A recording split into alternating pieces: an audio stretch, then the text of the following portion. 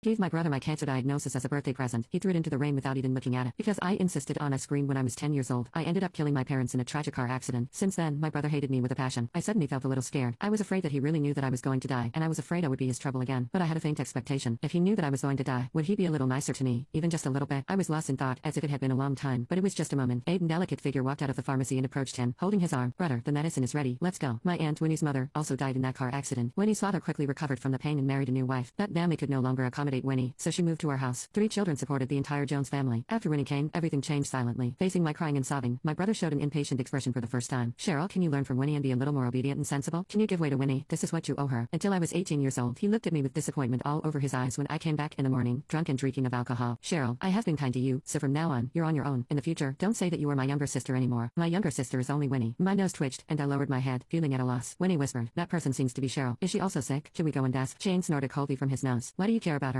It's all her own doing. All the random thoughts that had just arisen in my mind suddenly disappeared, and my heart felt like it had been hit by a heavy hammer. When I was a child, even if I just coughed lightly, he would worry if I caught a cold. Now, even I was very ill, he didn't even bother to ask. He really didn't care about me anymore. Feeling a cool sensation on my face, I raised my hand and realized that my eyes were wet. Cheryl, it's okay. Just wait a little longer. Just wait a little longer. Then you will be relieved. The food in the hospital was really bland, so I ordered takeout. I carried a lot of food and filled the table. The fragrant smell awakened my taste buds, and my hungry stomach finally found comfort. I picked up the chopsticks and filled them into my stomach one by one. When my stomach was full, my heart wouldn't feel empty, but eating too much eventually backfired, and I leaned over the toilet in the bathroom, vomiting uncontrollably. I sat on the bathroom floor recklessly until the nurse found me. She blamed me for not taking care of my body while secretly giving me half of her stomach-nourishing porridge. Miss, if you harm your body like this, your family will be worried. Will Shane worry about me? I inexplicably remembered what the doctor said that day. Take good care of yourself, and you can live for another 2 or 3 years. But I had no reason to live on. My brother hoped me to die for years. On a day of discharge, the familiar little nurse chased after me. She handed me a talisman. Miss, I don't know what you have been through, but if your parents were here, they would definitely feel sorry for you. So, even for their sake, you must take good care of yourself. The advice from an acquaintance was so precious at the end of life. Back home looking at my pale face in the mirror, I thought I must keep decent at the end of my life. I put on makeup, and my complexion looked much better. Then I went to the mall. With the rise of online shopping, there were not many people in the mall. After browsing for a long time, I finally chose a white long dress. I was just about to take that dress when I heard a familiar voice behind me. Brother, this dress looks really nice. It must suit me well. It was such a coincidence that I ran into Shane and Winnie at the mall during work hours. Shane was a famous workaholic. When I was 15 on a weekend, I begged him to accompany me to the mall, but he sternly refused because of work. Now, he was strolling around with Winnie on a workday. When Winnie saw me, she calmly greeted me. Cheryl, what are you doing here? Her words might be unintentional, but they made Shane's face turn cold. I didn't pay attention to them. I just wanted to buy the dress and leave quickly. When Winnie and I both pointed to the dress, the salesperson kept apologizing. Sorry, this dress is the last one available. I was here first, so please wrap it up for me. I might not be able to go out tomorrow. I didn't want to be humble this time. Winnie didn't say anything yet, but Shane stood in front of me, just like countless times in my memory. Cheryl, give the dress to Winnie. I looked up and stared into his indifferent eyes. Yes, I am the elder sister, so I should give in to her. Besides, I owe her. If it weren't for me, her mother would still be alive and she wouldn't have to act according to others' will all the time. I said what he wanted to say first. A trace of unnaturalness flashed across his face, and he coughed. It's good that you know. Hurry up and give the dress to Winnie. I pulled the corners of my mouth at him, probably laughing very ugly. I didn't remember how to laugh anymore. But so what? Shane, I won't do it. For so many years, I silently gave in to her every time I closed my room, even my brother. Now, I had nothing. Shane obviously didn't expect me to refuse. He was stunned for a moment and wanted to say something else, but was stopped by Winnie. I have bought the dress I like, but why am I not happy at all? As the days went by, my physical condition was getting worse. Buying a cemetery plot became part of my schedule. I had set my sights on the plot next to my parents' grave, but the price was too expensive and I couldn't afford it with my remaining savings. I wondered if Shane would give me some money, considering that I was about to die and fulfill his wish. When I arrived at the Jones residence, the grand banquet was being held inside. I originally wanted to back out, but Winnie with sharp eyes spotted me. She led me inside. I was wearing loose casual clothes, looking like a clown among the crowd of people in suits and formal attire. I hid on the balcony, watching Shane and Winnie standing together, toasting and chatting with others. It was fake to say that I was not envious. I blinked my eyes and turned to look at the night outside, silently thinking about when they would end. I didn't know when someone came up behind me. When I reacted, I was already enveloped in his shadow. After a few years of separation, Miss Jones seems to have lost weight. I looked at his eyes. A sense of despair filled my heart. I wanted to escape, but he blocked my way. Old acquaintances meet. Don't we catch up? The fear at the age of 18 swept over me. I kept retreating until there was no way to retreat. I took out a knife from my bag and waved it in front of me to stop him from approaching. It was just a backup because I was insecure, and I never thought it would become my lifesaver. But that person kept pressing on. The knife in my hand cut through his hand, blood flowing. Cheryl, what are you doing? Jane's words sounded behind me, and he slapped me hard. Are you awake? I was like a drowning person, mouth open but unable to breathe. My mind was in a daze, and the fierce beast in my mind was about to break free from its cage. The man covered his hand, his face full of pain. I just wanted to say hello, but she suddenly went crazy and hurt me. Mr. Jones, you need to give me an explanation, otherwise. When he rushed over, seeing the situation here, she frowned and looked at me reproachfully. Cheryl, you have caused trouble for brother again. Trouble? I am a trouble. The gazes of the 3 people were like butcher knives, slowly torturing me with each cut. My head hurt, my stomach hurt, and I felt pain all over my body. Cheryl, what do you want me to do before you can be sensible? I wanted to cry, but I didn't know who to cry to. I wanted to get away from here. My stomach churned uncontrollably, and I couldn't hold it in after a few attempts to suppress it. Crimson blood gushed out from my mouth, staining my clothes in front of my chest.